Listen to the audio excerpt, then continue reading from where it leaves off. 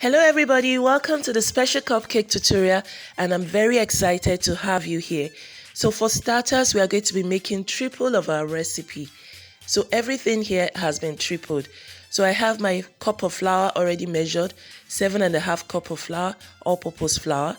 And then we're going to be using 3 cups of sugar, granulated sugar, it's okay to use, so go ahead and use it.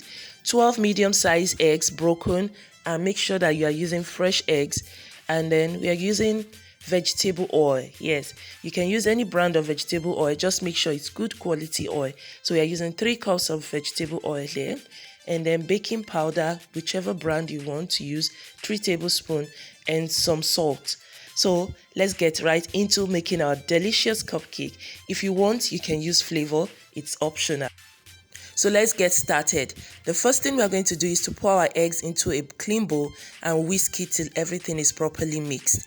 So make sure you're using good eggs, and make sure you are using clean utensils. So we're going to whisk this properly, and next thing we're going to do is to add our sugar.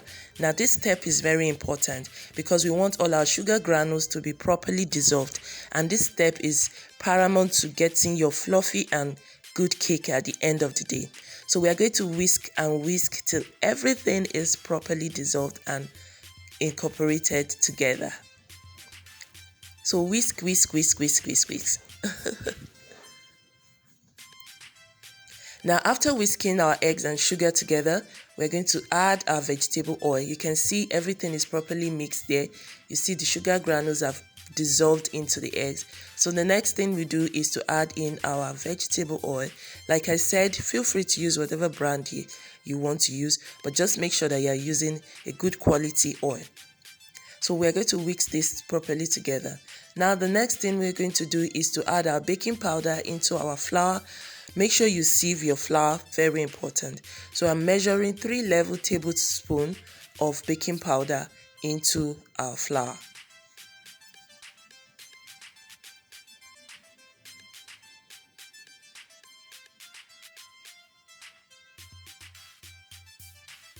Next, I'll be adding the salt. Like I said, 3 pinch of salt, that's what I used in this recipe. So just mix everything together, and we are going to be incorporating it into our wet ingredient. Now the beauty about this recipe that it's so easy to make, you don't have much ingredients to use and you get a very good result at the end of the day. So I'm going to be adding in my flour in 3 batches. No, I'm not going to pour everything inside. If not, you will not get your good cupcakes. So I'm going to be adding it in 3 batches. First, I'm starting off with a whisk. Then I'm going to fold it at the end with my spatula. Now this is the process I take. This is the steps I take for me to be able to get my fluffy and good cupcakes at the end of the day. Continue to add in your flour gradually in batches till everything is properly mixed and ready for baking. The beauty about this recipe is that you don't need to add any preservative into your cakes. The sugar in there acts as a preservative and helps to keep your cake, especially if you want to supply to your local stores or supermarket for their sales. So you don't need to add any other preservative. These cakes can keep as long as a week, and if you have to keep longer than that, please refrigerate. It's always in my opinion that you should refrigerate your cakes as long as they are going to be staying more than a week, 5 days, thereabout. So I've switched over to using my spatula here. Now I'm incorporating it into the batter properly and gradually.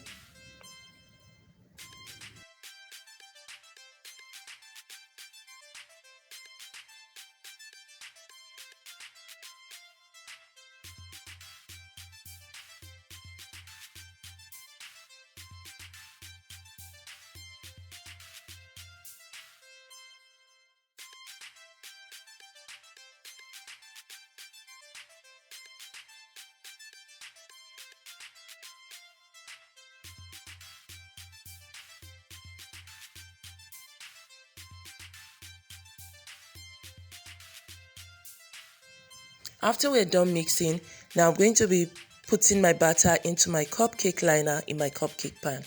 Now you can see the way I'm using 2 spoons. If you don't have something to dispense your batter, this is a very good way you can do that. So just use your 2 spoons and just one to scrape it into your cupcake liner and the other to fetch. Remember to preheat your oven before baking and bake in a moderately hot oven till your cakes are done. Now our cakes are ready. You can see how beautiful and lovely they look.